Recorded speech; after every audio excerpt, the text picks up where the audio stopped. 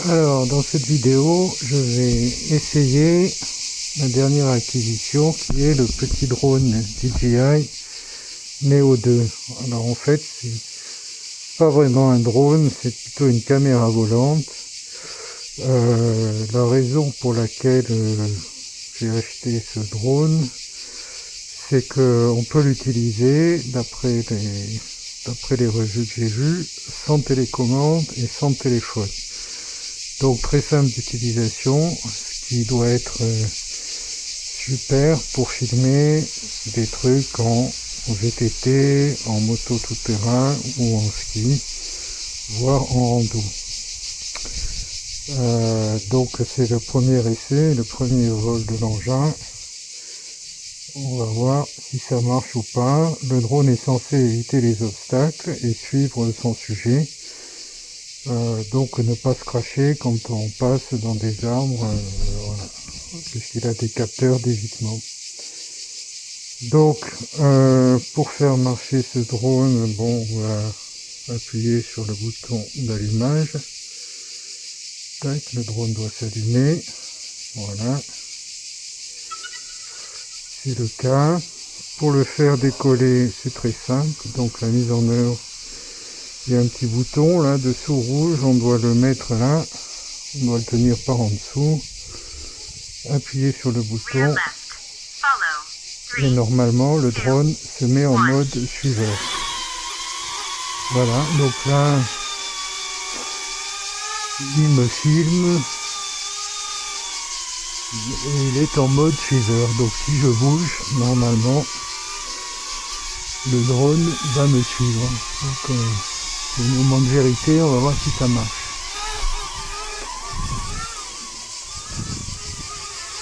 Bon, ben là j'entends toujours le drone. On va aller dans les arbres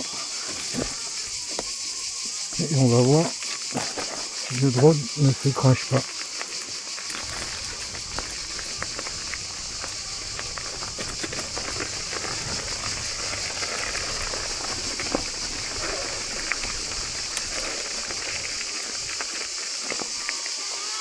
Ah, le drone est toujours là. Bon, bah c'est plutôt bon signe. Donc il m'a suivi dans cette petite descente.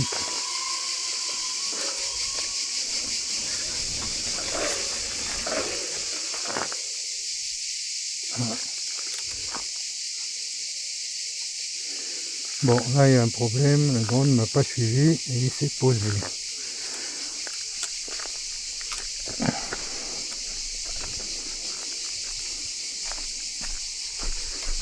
Je sais pas trop pourquoi.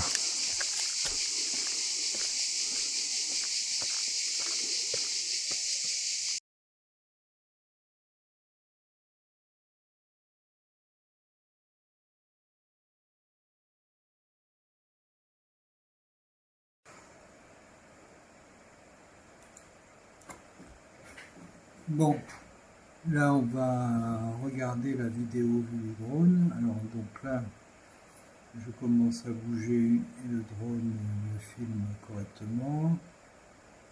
Je passe à travers les arbres et il ne va pas se cracher à cause des feuilles, donc il arrive à les éviter. Petite descente, tac tac tac, le drone suit toujours. Bon, bah là ça se passe plutôt pas mal. Le drone est toujours là. Je vais aller dans le petit vallon. Ah, problème, le drone n'a pas vu le grillage. Bon, le drone est toujours allumé.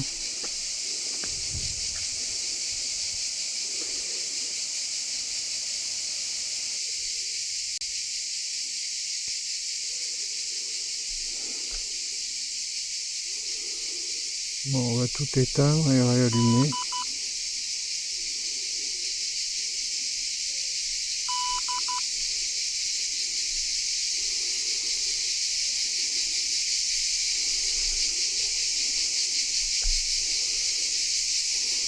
Rear left.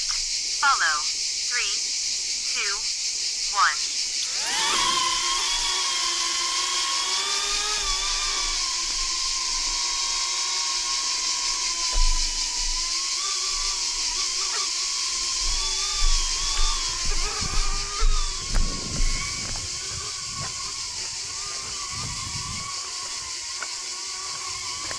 Bon, là, il m'a repéré, donc il doit me suivre.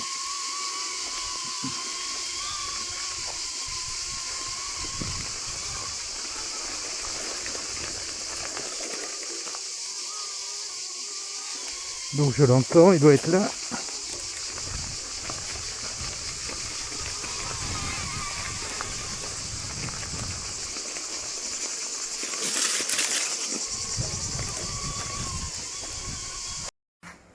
On est à nouveau dans la vue du drone. Tac, là je remonte sur le vélo, le drone me filme et on va voir si cette fois-ci il ne se crache pas sur un obstacle. Donc là c'est bon, il suit.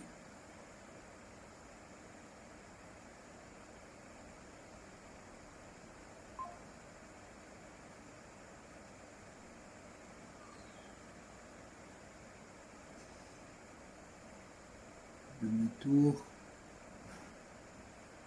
Allez, on va voir s'il évite l'arbre, oui. Il évite les feuilles. Il évite l'autre arbre. Ah, il se débrouille pas mal. Hein. Il se débrouille pas mal. Voilà, là, tac, il évite celui-là.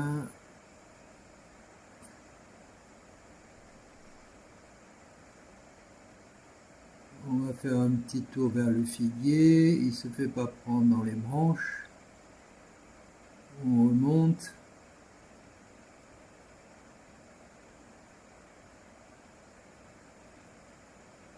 Demi-tour, le drone suit, on descend, puis on remonte, on va repasser à travers les lauriers. Donc là, il se rapproche, il s'écarte de moi. Il se fait pas prendre par les arbres. On va passer à travers les lauriers. Le drone suit toujours. Ah ben c'est plutôt pas mal. C'est pas mal du tout.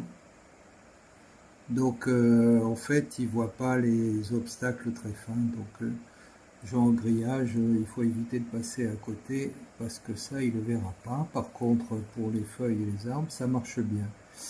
Donc on peut le commander par contrôle de geste, donc avec la main. Quand on monte la main, il monte. Quand on descend la main, il descend.